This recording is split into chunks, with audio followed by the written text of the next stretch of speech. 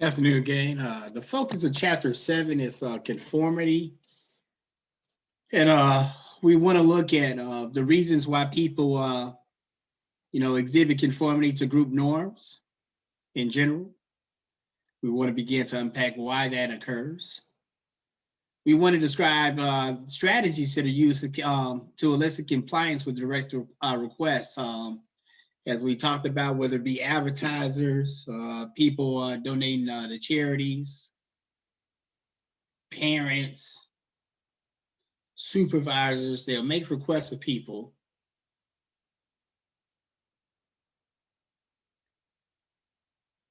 And the audience will either decide to follow and conform to the requested behavior or not. But Michael, as we talked about, it would be my hope that one day you would be your own boss. And you may need to get people to conform to whatever product you want them to buy. You may need to get your workers to conform to the expectations that you have for them as their supervisor.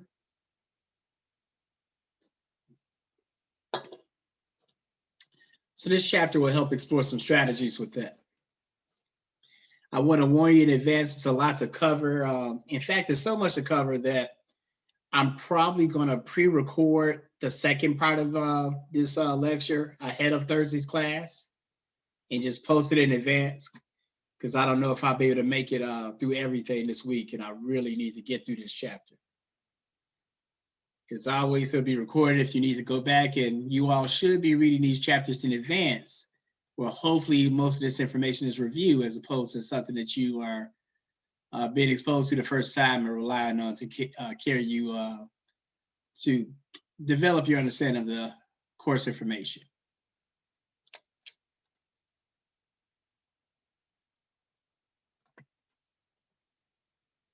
So some examples of conformity, the author talked about flash mobs, Gangnam Style. You may be too young for this, but this wild ass Korean dude Gangnam Style. It was this video. It went major viral a few years back.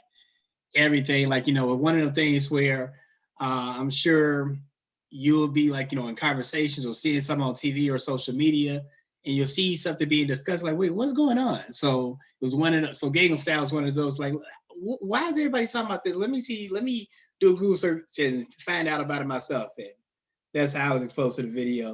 So I kept hearing and seeing people do the dance and everything. So obviously it wasn't the greatest song per se, but it just was, so different that it got a lot of people's attention, so going viral, oftentimes, people get you to conform to how can I get you to conform to click on this site, click on this page, what have you. Also things watching sports or something like that. Obviously, they don't really do this very much during Dallas Cowboy games because I don't know that we actually play defense, but somebody might set up a defense. It'll be one or two people, and then before you know it, 10 people, 100 people, 1,000 people, whole stadium, defense. And it's how did you get people to conform to that? Laugh tracks on sitcoms where if you're in the studio audience and the laugh track goes off, that signals you, hey, this is what's funny, it's when you're supposed to laugh. Bartenders put money in the tip jar, where in some establishments, the money that's left on the bar for tips is equally divided amongst the bartenders. But it takes an honor system. You don't have to do that. You can put it in your pocket if ain't nobody looking. So why do people conform and do that in case of where they don't have to? And even small things like you see here, right? Like mass psychogenic illness, that spoke to a situation where in Tennessee in particular, right, where somebody, say for example, we were in a full class and 10 people said that they were, 3 people said, oh my God, I'm not feeling well. I think I'm feeling nauseous. I think I'm breaking out in a rash. In that situation, about 10 to 15 other people, a whole group of other people also broke out in a rash. But it turned out there was nothing actually wrong with them physically. But their mind had made them think they was breaking down the rest, so they did. Keep this in mind, like, how powerful our minds are, that they can make us physically conform. And we believe something bad enough, you can, even physically conform to that thought process. Now, when we talk about social influence, this goes into 3 ways. So the chapter focuses conformity, and we'll talk about that in a moment in more detail. But there's also compliance as well as obedience. Keep in mind, these concepts are written in italics, so these are something that you want to study closely. We'll unpack each of these in great detail. So looking at the continuum of social influence there, you see there on the far end, you have obedience, then people comply, some people may conform. And then on the other end, you will have people that will outright defy. So there may be some rule that, hey, you all are supposed to do this, so the mask ordinance, I think, is a great example, of, where we see this. Some people have outright defied it, like, no, I'm not wearing no mask, to hell with this. Some people have obeyed, and this is different from people that comply or conform. So conformity, and keep this in mind, we'll talk about this in great detail, but make sure that you understand this is the part where you really want to be writing these kind of things down, because it gives you a broader understanding that just the definitions won't. Conformity involves, like, your mind is actually changed. There are times, right? So for example, right, I'm defiant generally when it comes to the speed limit. Don't tell nobody, but it's true. I don't mean anybody any harm.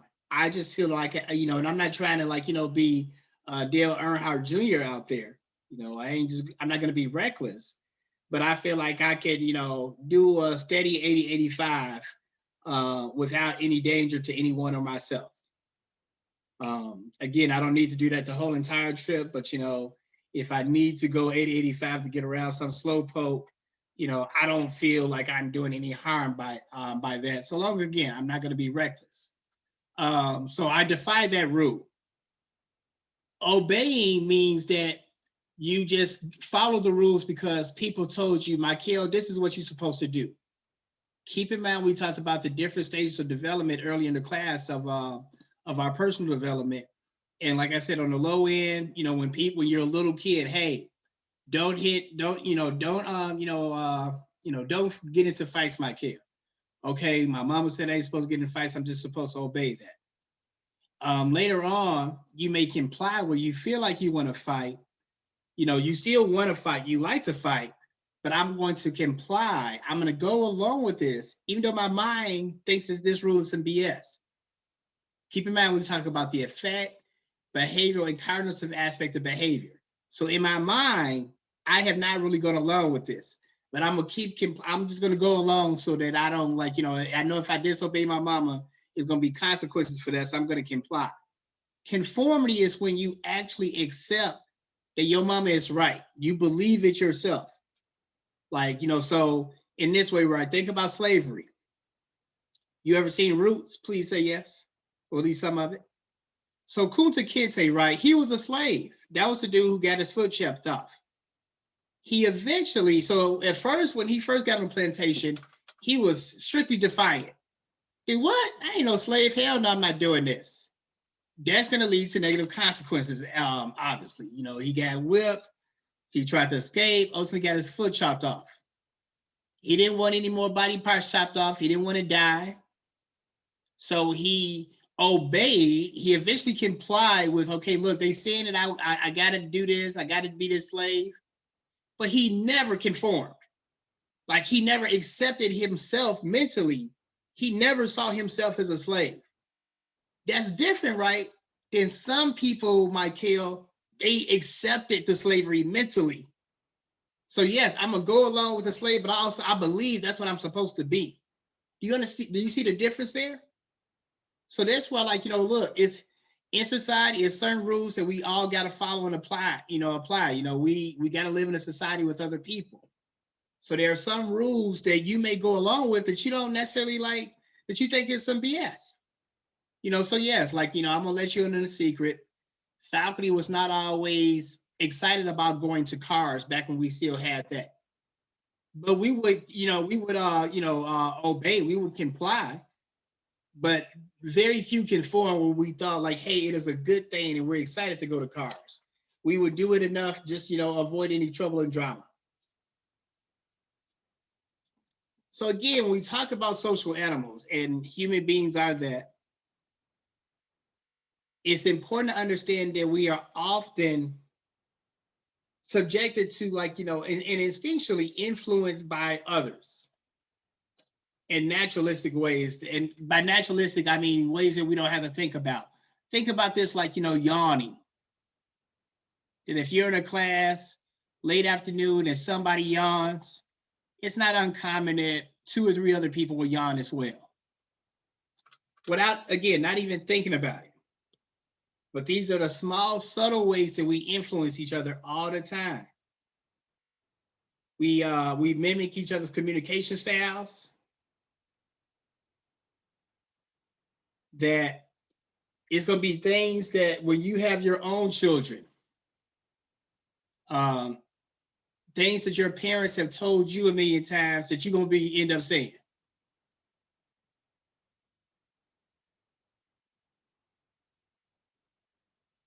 When you're dating somebody, like I know, like, me and my girl, we were like, end up borrowing and stealing each other's phrases and stuff unknowingly.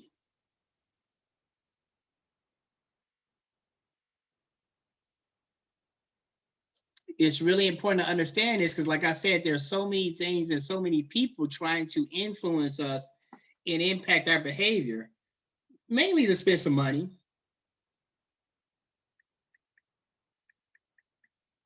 So we want to be, again, there are times where we should conform, I think.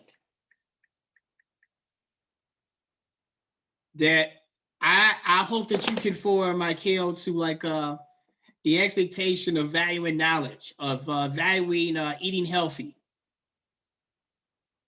And again, as we've seen, as Black men, with our life expectancy being a little bit shorter,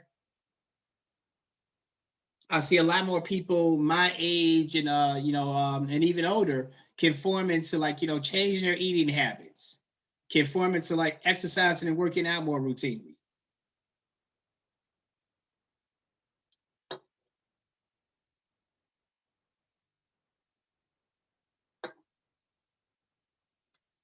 So a lot of times when you hear somebody called a conformist, it's viewed very negatively. And if you conform without thinking about why you're conforming, I personally do think that's problematic. When I tell you all to do your own research, it's really rooted in that premise. That instead of trying to, again, I'm not trying to, persuade you to think a certain way. I want you to, like, okay, look at this and look at that and decide for yourself, which path to follow. And in that way, you're going to be conformed based upon knowledge and information, not because, somebody of authority told you something, which is what many people conform, why many people conform. So let's look here, right, at the little definition. Look at it closely.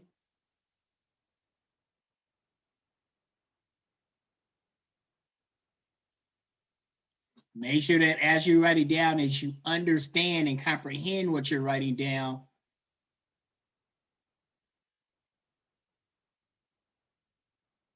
And as always, utilize the text as a source for review. It can give you an even broader understanding. So let me ask you this, Michael. You don't have to get too deep and personal, but when was the last time you breached a social norm? So a social norm that everybody, like, that is expected in our society. When is the last time you broke a rule? It could be a formal or informal.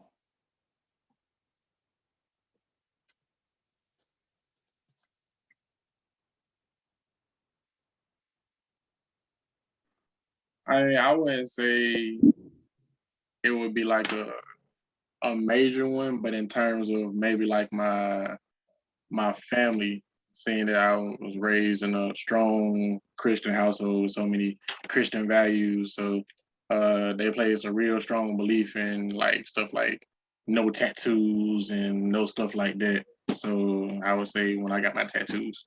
Good. 2 extra credit points for that answer. That is a great answer and great example. Excellent, excellent, excellent. And that's one of the more common ones, particularly with young people, where I grew up in an Islamic family, and many of this, like even though they're different faiths, a lot of the same, like rules and expectations, quite frankly. So and very young, there were many of those that like, look, I have great respect for the faith, I still do, but there are some of these rules and expectations that I'm probably not going to follow in the modern world. And I hope that God still loves me. I believe he does. But that's a really good example. Because again, right, and I think for me personally, I don't think that that's a major, like, breaching conformity. Obviously, like, depending upon like, the strength of people's faith, some will. But something like obviously like murdering somebody, raping somebody, assaulting somebody, stealing things from people that don't belong to you. So those I think are some of the more major ones, where you're harming other people. If you're breaking conformity in a way that just affects you and your relationship with God, I personally, I'm not sure what the rest of us have to do or say about that. But again, my opinion oftentimes is the minority in this regard. But that's a great example, and that's a way where, again, where the tendency to change our perceptions and opinions or behavior in ways that are consistent with group norms. And here's a really important one, right? Changing your opinion. Many people like will obey. So again, there are people, right, who grew up, may have grown up in a church or deeply religious families like you that want to get tattoos and don't feel like there's anything wrong with getting them, but they don't get them because, they're just going to comply. They're going to obey and follow the rules. But in their mind, in their opinion goes against those rules, but their actions are still going to conform. And everybody has a situation like that. Like I said, again, I told you my opinion of the speed limit, but if I see the police on the side of the road, I ain't finna comply. So again, like, a funny line with this in Fridays, like, hey, yeah, when Debo around, yeah, I shut up. When he leave, I be talking again. Like I can comply, but like, this dude Debo can't make me stop talking forever. So a humorous example, but the point made nonetheless. So again, there are going to be times where there are going to be times where my kid's like, look, I know this is a stupid rule. I need you to comply with it, dog. Yes, it's true that you should, that if you can go get your leg shut off fighting for your country, at age 18, I believe you should be able to have a drink of alcohol if you come back over here. The law disagrees, so I need people to comply to that. Marijuana probably should and will be legal in 50 states. It ain't legal down here right now. So please, at least publicly, what people do in the privacy of their own homes, in my view, is their business. But publicly, I need you to comply to that rule. Even if you think that rule is some BS, it's fine. Because there are things we can do to get the rules changed, as we've seen. But we also don't want, we want to be careful about just blindly obeying rules without thinking about it. And this is a classic example of the Asch experiment. Again, the author gives a lot of different studies and research that kind of, supports and gives data, empirical data to some of the claims that are made throughout this chapter. So the Asch experiment, very simply, right? They had a group of people look at 3 lines A, B, and C. So say it's a group of about 30 people. And you ask them, okay, which line is the longest? We can all clearly look at it and see for ourselves that B is the longest. But if you're in this room, Michael, and everybody else is telling you, no, A is the longest. Like, look at it. Like, how come you can't see that? What are you talking about? How do you think that most individuals responded to that situation, Michael? Well, I would say for the most part, because I know how people are from my experience in the classroom, where everybody have a similar answer, and they see their answer is wrong, they're gonna change their answer to theirs, or they're gonna try to match it. So excellent. Even when you're looking right at it, you see for yourself. But people question themselves, like, okay, look, if everybody else is saying this, it must be this. So I'm finna just change my mind. With something like lines, that ain't that big of a deal.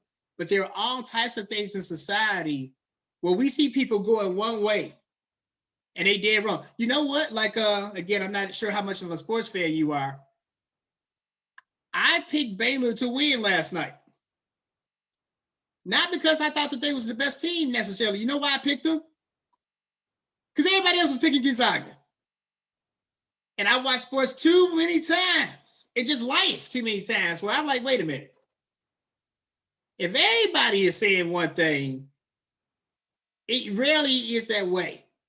Like, because again, most people like, you know, and it ain't like Baylor was a scrub team or nothing. Like, so it wasn't like I was going out on a limb. Like, if I would have said UCLA was going to beat them, then that would have really been a bold statement. But you know, Baylor was really good. Like, I watched college basketball pretty heavily, but a lot of people was giving opinions that don't really watch the game like that. And it's okay if you don't watch like that, but then you ain't got to be that strong with your opinion, whatever. But in our society today, especially in social media, Michael, everybody got an opinion about everything, even if they haven't really taken the time to think about it. So you might feel a certain way, but if everybody in your social media post is saying, no, this is how it is, a lot of people be changing their minds. It has really dangerous consequences where I don't believe that like all police officers or all white people are racist. I don't believe that by any means. But the problem becomes, Michael, you're an officer and you want to do the right thing. But all the other officers is like, no, like we not on that. We don't cross a blue line. And you as an individual know it's wrong. But if everybody else is kind of like rallying against you, it's very hard to stand up and speak out against that. So the problem is not just, that's a dangerous form of conformity that, leads to some really bad consequences. We've seen it in other instances. Education. There was a case in Atlanta a few years back, and this is not just in Atlanta, where teachers were changing the standardized test scores. Like, so students take standardized tests to move on to the next grade and all that stuff. And teachers would go in and change students' answers after they leave for the correct ones. And they would do this because oftentimes as a teacher or as a principal, the better your students did, you might get a bonus. Some of those teachers were caught. And it just like, but it was a wide pattern where when people start doing bad things, politicians, Wall Street,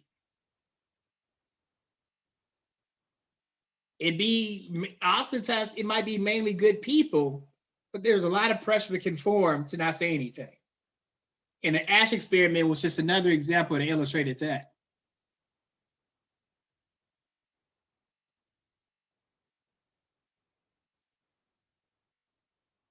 So there were very few that refused to agree on it. So just 25% looked at those last like, look, I don't care what y'all saying, man. B is the longest. So most people like conform. And again, what we want you to do is to conform in a way that you're thinking. We'll go over, I'll begin to talk about why people conform here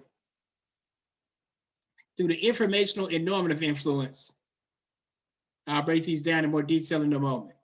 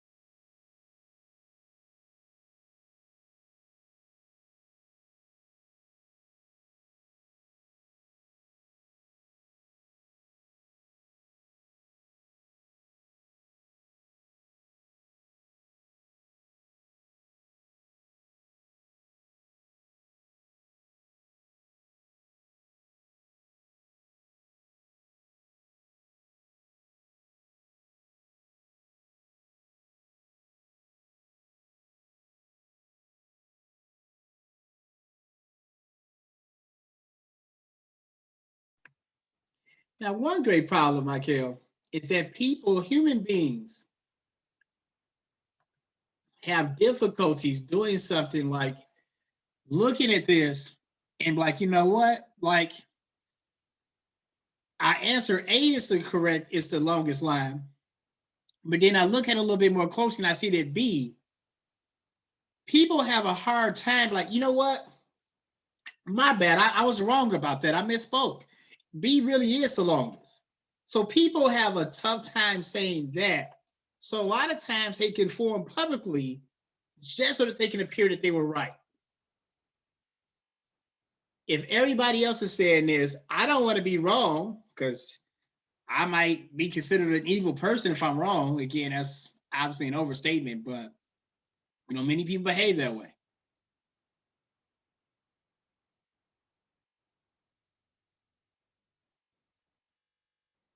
People will be arguing things that they know that they know is not factually true, probably, but they don't want to appear like they may be incorrect about something.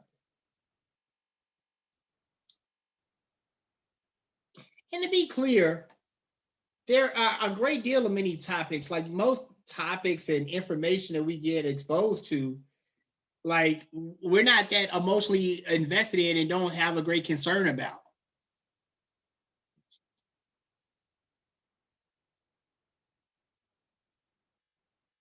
So we give over our thought process in these situations, oftentimes at very little cost for ourselves or anybody else.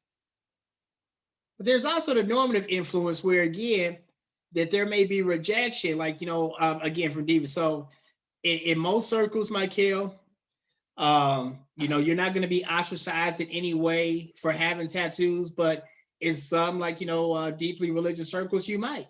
So we talked about before that some people will conform because they don't want to experience it. Like, being part of this 25%, and trust me, because I've been part of this group more than I care to at times, like it can be a very lonely place. But everybody else is going along with something and you're like, or you and just a few people are by yourselves. This is whether, again, it's just you and some other brother in the church that, wants to do things a little bit differently. Or if you somebody like Martin Luther King or Susan B. Anthony, activists trying to change the social norms in a society that's doing everything they can to try and stop that. And again, there are different types of conformity. Again, when you see something in italic, study it closely.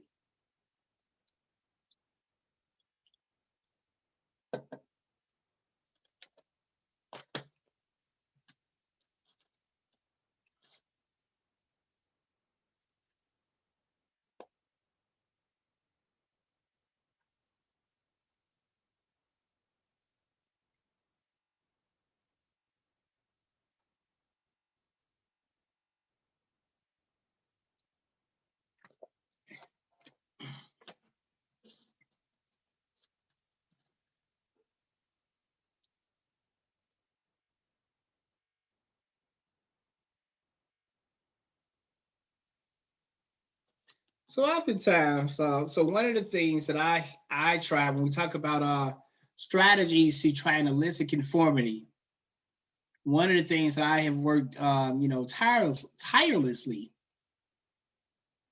to try and get students to conform to is get into the habit of reading on a regular basis.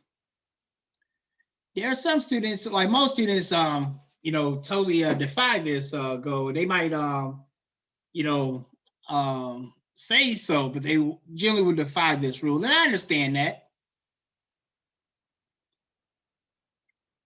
Because much like many of you all, when I was a younger person, I might publicly conform to my teacher's expectations. So publicly conform where, okay, I'm going to comply. He said I'm supposed to read this. So I'm going to read this material, but just do enough to not have the teacher yell at me or so I can pass this class. Private conformity is when you read to pass a class, but you also read like, you know what? If I'm really serious about being a lawyer. I have to get into the habit of reading. So even though my professor may want me to read, like I want to be a lawyer. And I want to do this for me. So I'm going to, conform. Again, I really believe it's important to read. And I'm not just doing this because, Dr. Muhammad said so. Again, it took me to maybe grad school for me to fully get there. Like I would get good grades. I would read again to do what I needed to do in class. But it was one summer when I was in grad school, I was living in DC and I didn't have no TV for a summer. So I got me a library card and I started reading, and reading things that I wanted to, as opposed to the stupid stuff that, my ed kid professor put in the syllabus and thought was important. And once I started down that process, it was like, oh my God, why didn't somebody tell me about this sooner? So I've been very different ever since.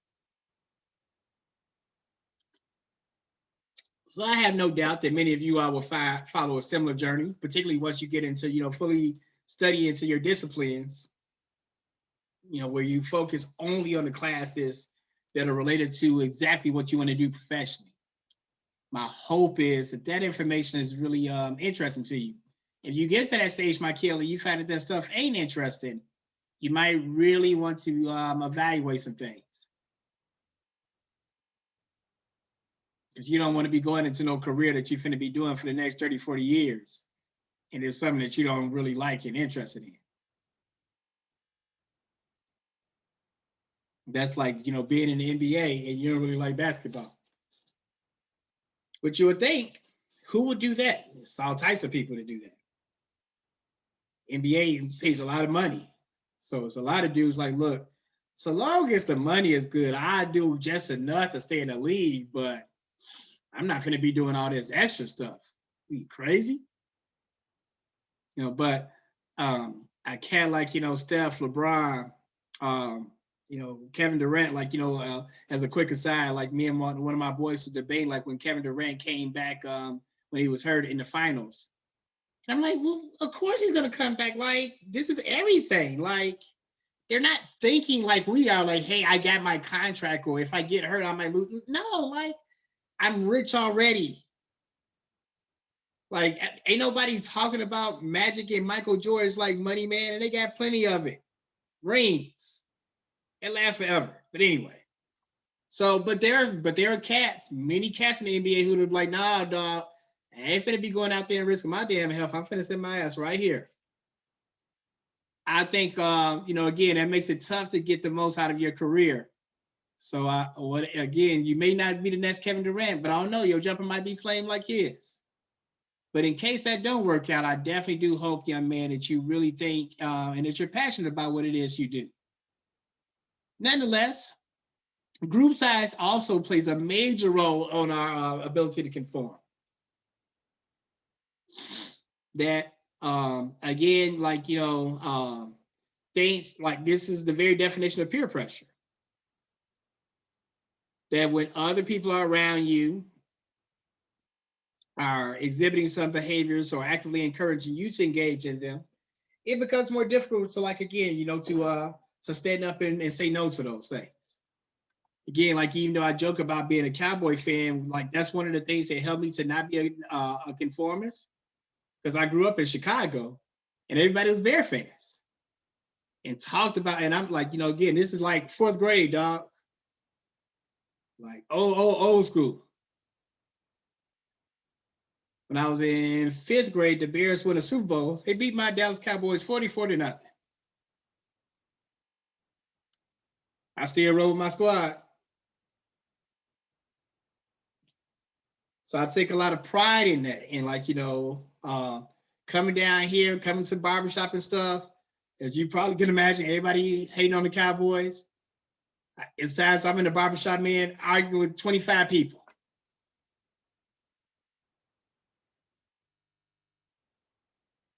Everybody got something to say. Little kids, people, granddaddies. Mailman coming in, dropping stuff off. Fuck the Cowboys. So, dude. But I take, but in using that example, a humorous example, or non-threatening example, and being able to stand up to that pressure, because again, I know all types of people that be having new teams every 2 years. That Michael, after this class ends, you can, we can go our separate ways. You can check back with me 20 years from now. I'm gonna still be right here with my squad.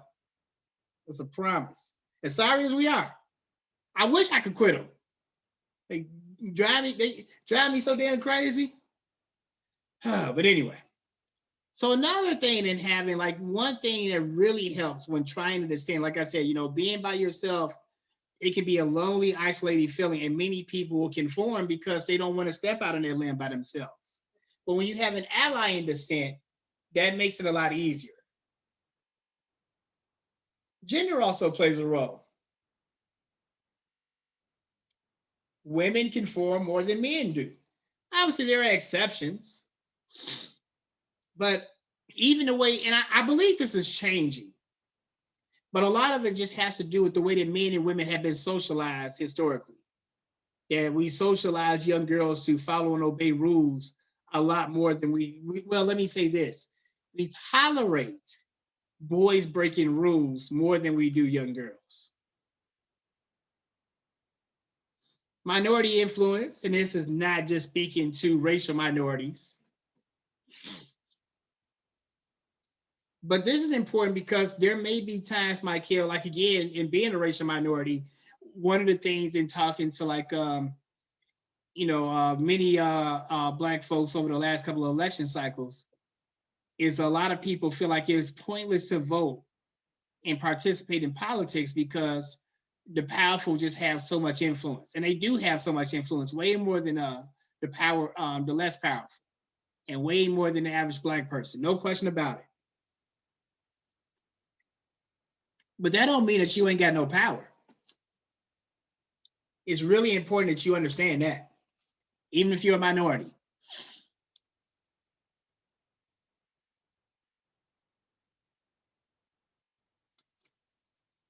There are strategies, time-tested scientific strategies, which we're going to talk, some of which we're going to talk about here today and Thursday, that you can utilize to try and exert influence, even from a quote unquote less powerful position. A lot of people talk about, all these books, the 144 Laws of Power and the Art of War and stuff like that, much of which motherfuckers haven't actually read, but that's neither here nor there.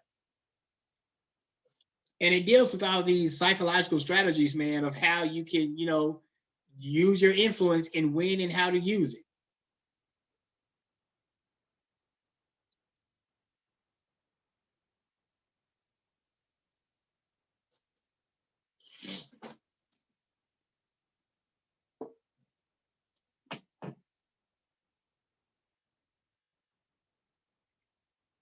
So a theory attempts to explain cause and effect, why something happens. So this is Moscovici's theory on why people conform. Or I'm sorry, Moscovici's theory on how the power, people with less power can get people to conform to their requests.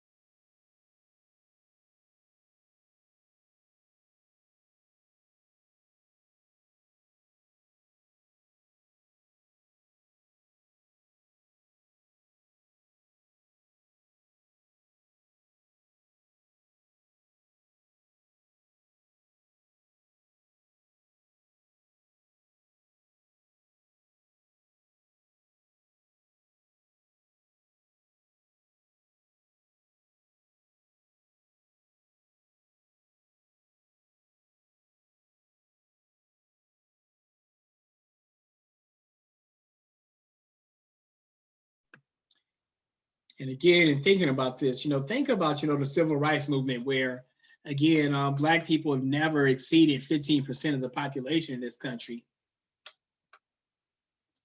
but you had, a group of activists that actually got a lot of like, change, to occur in this country. Not enough, not enough, not enough, but also not nothing. We still deal with far too many of the same things that, our grandparents and great grandparents had to endure in this country. But we do not live in the same kind of country that they did. When people oftentimes will say, well, ain't nothing changed because, George Floyd got killed. George Floyd and other things like that happened in our, our an American tragedy. But it's a very different environment than living in South Carolina in 1950, dog. It's important to understand this. And powerless people with less power made that happen. One of the things that's important, again, is the style of their behavior. So when you talk about, somebody like Malcolm X, somebody like Martin Luther King Jr., that the way that they went about presenting their message was really important and key. And again, that's something that can be studied scientifically. They must be forceful and persistent and unwavering. And all of these gentlemen definitely were. But you also want to appear to be flexible and open-minded. That's very important as well. And then finally, just make sure again that that getting people to identify and relate to you just on a human level. So one of the things that like Dr. King was like, very like mindful about doing was making sure that people were always very quote unquote presentable, when they went in protest, having on nice suits, having nice dresses, having their hair like, well coiffed and stuff. In that way, it made them more relatable to people on TV that, could be sympathetic to their cause. That, for better or for worse, like again, I don't think anything about tattoos at all. But if God forbid you have to go to court, your lawyer is probably going to tell you to cover them up because the jury might perceive them a certain way. And not just white folks. It has nothing to do with criminality whatsoever. And that's not even just, because again, that's not just for Black people. It's all types of white cats that be having like, way more tats than like a lot of us be having.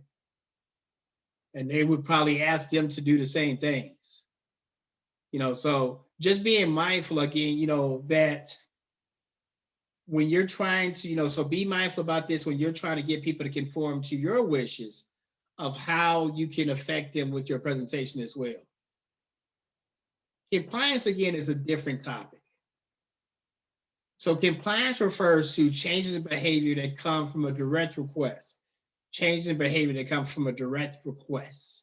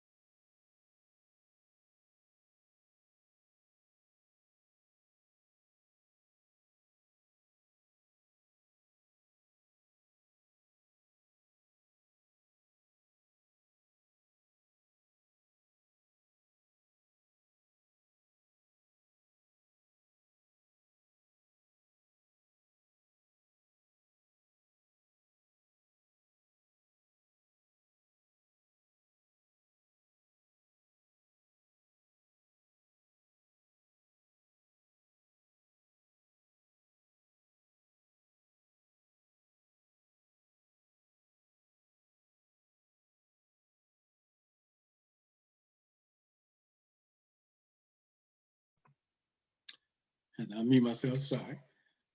So again, the way that you communicate, we have to consider the things that get us to conform and why we conform, but we really want to look closely at how we get other people to conform to our requests.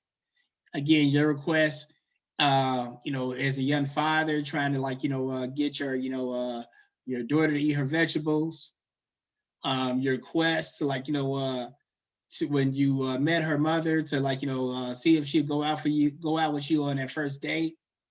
If you're working at a Foot Locker and you want you need this commission and you want to get a couple more sales, or you're in a job interview and you're trying to convince, get them to comply to hiring you over somebody else.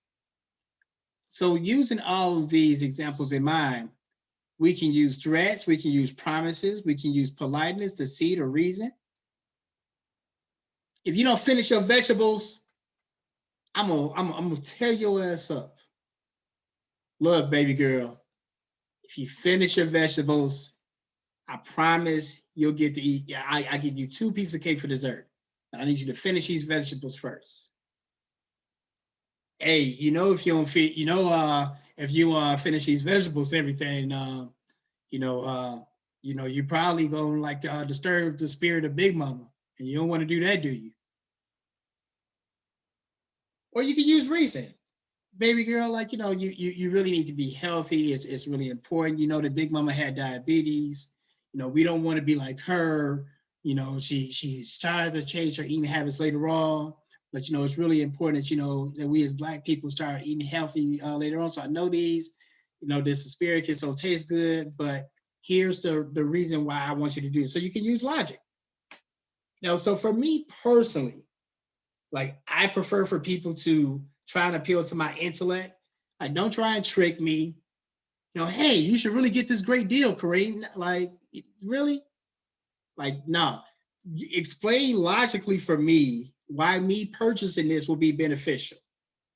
Don't be all polite. Hey, that's a great tie. I know it's a great tie, dude. I picked it out. Tell me what you're trying to sell. Do you hint? Do you coax? Do you negotiate? So again, all these are important considerations when you think about how you want to get people to comply.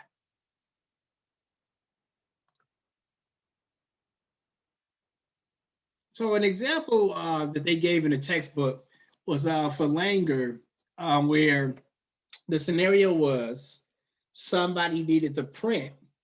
So it'll be Michael, you're at the printer, you're up here copying your stuff for class, and somebody comes like, hey, I need to print something. Why don't you let me get in front of you real quick? So this example speaks to, again, how you communicate this request has a huge impact upon whether or not it's going to be accepted. Excuse me, I have 5 pages. May I use the Xerox machine? Hey, excuse me, I have 5 pages. May I use the Xerox machine? Because I'm in a real rush. Excuse me, I have 5 pages. May I use the Xerox machine? Because I have to make some copies. This is different than, excuse me, I didn't do my paper. So the larger, so Langer, right, the mind is oftentimes on autopilot. And most people, again, want to conform to being at least perceived as being nice and polite. But oftentimes, any reason given will gain compliance, even a bad reason. So again, so may I use the Xerox machine because I have to make some copies? Dude, I got to make some copies. I was like, yeah, you can make some copies when I'm done. But what this speaks to, right, is you never know what you get when you just simply ask. Reciprocity is a concept we talked about in earlier chapters, particularly on relationships.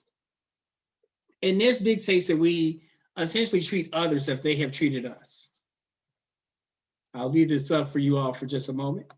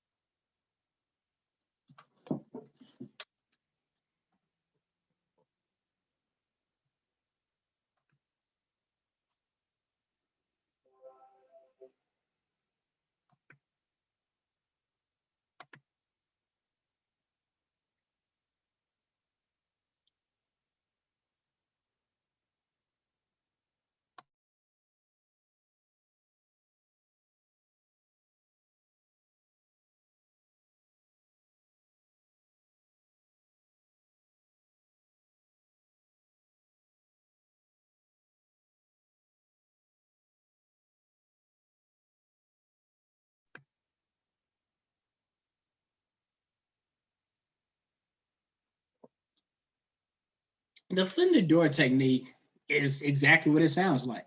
Again, keep in mind our goal here is to get people to comply with our requests that they don't necessarily want to adhere to. At least they don't think they want to. It's our job to convince them that they do. So one is to try and get your foot in the door. And if you just get that small crack in the door, you can lead to it opening more widely and getting a wider range of compliance.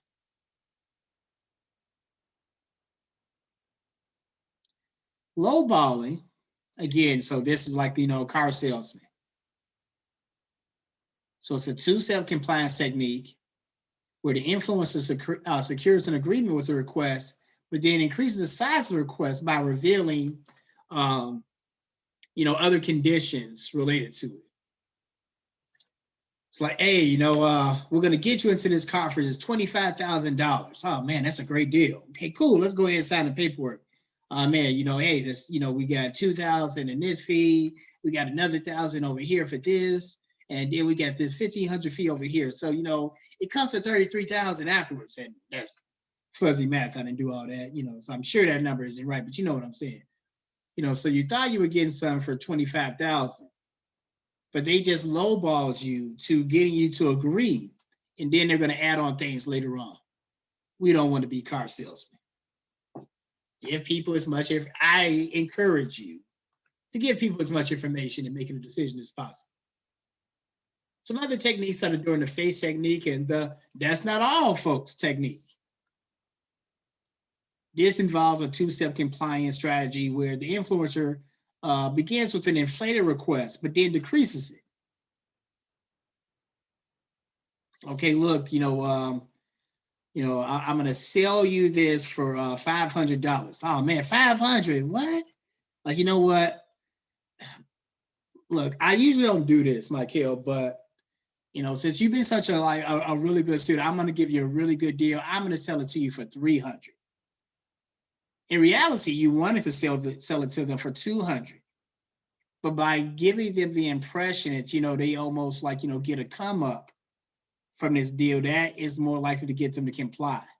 So you ask for more than you really want. I would do this often with my parents where, I might really only want $20, but I might ask for 50.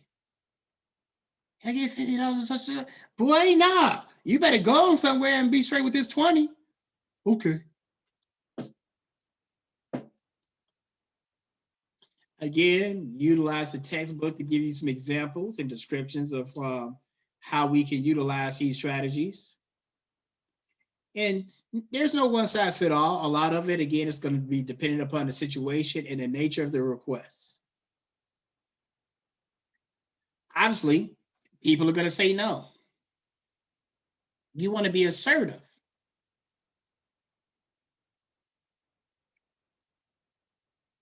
Both as somebody trying to get people to comply, but also more significantly to how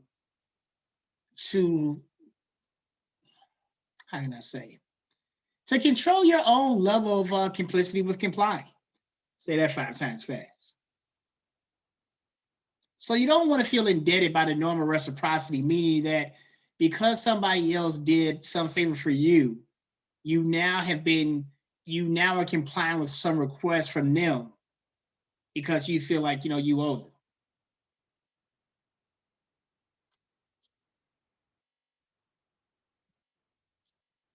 We talked about conformity. We discussed compliance. Let's talk a little bit about obedience. Obedience is behavior change that's produced by the commands of authority.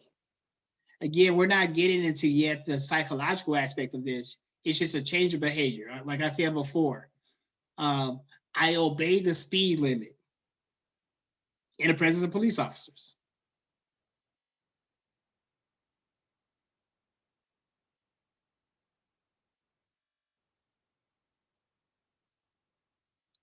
Symbols of authority, like your police car, but also titles, uniforms, badges,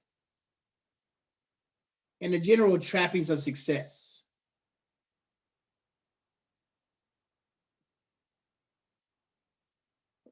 So there was a relatively bad film made a few years ago called Let's Be Cops.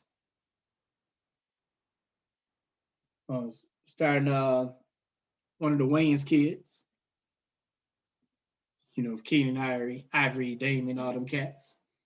But anyway, the premise of the film was basically they went around with, they got a hold of some police uniforms. I think they even got a hold of a police car.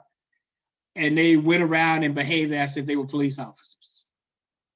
And that obviously, like, you know, got them quite a few perks, as people respond differently in the presence of police officers than they do, you know, people normally. Same way with like clergymen.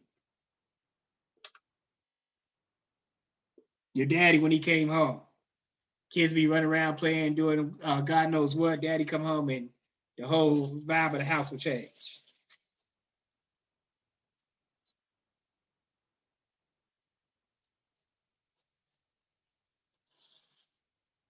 Again, there have been many experiments in, well, different various types of social science research that has examined this. And we saw this, for example, with the Milgram experiment that we talked about earlier in the class, that was aimed at measuring and studying obedience specifically.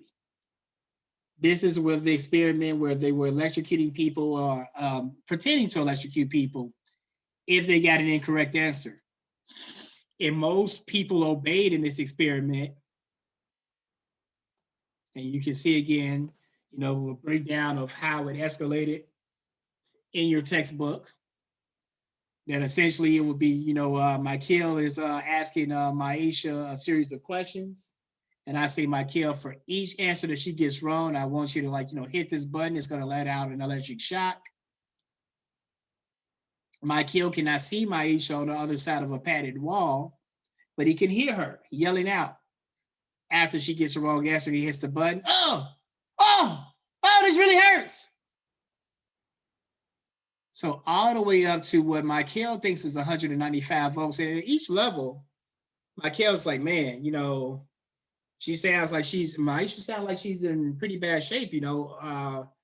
I'm not sure I can continue doing this. It's like, look, Michael, it's all good. Like, I understand.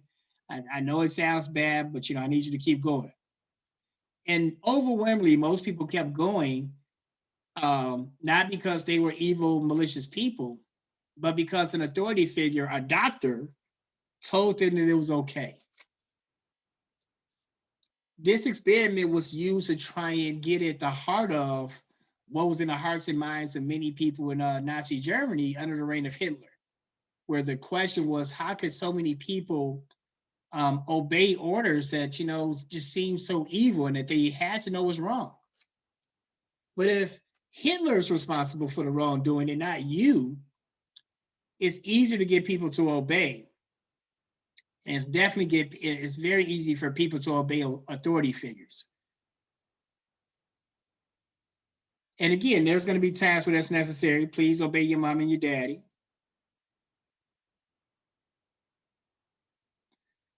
But much of their authority is not going to come from just, hey, I'm your daddy, so I said do this. It's because they care for you. They've shown that they're wise and they know what's best for you. And they're going to help you avoid all types of mistakes. In this class, again, I do not want you all complying and obeying just because, you know, I'm the professor, or go along with a certain way of thinking, you know, because, you know, you may perceive it as being pleasing to me. Again, when I say do your own research, like, you know, I sincerely mean that. I want you to obey your own logic and intelligence. That's what I want you to obey. If something I say makes sense, you know, follow suit. If it don't, you shouldn't.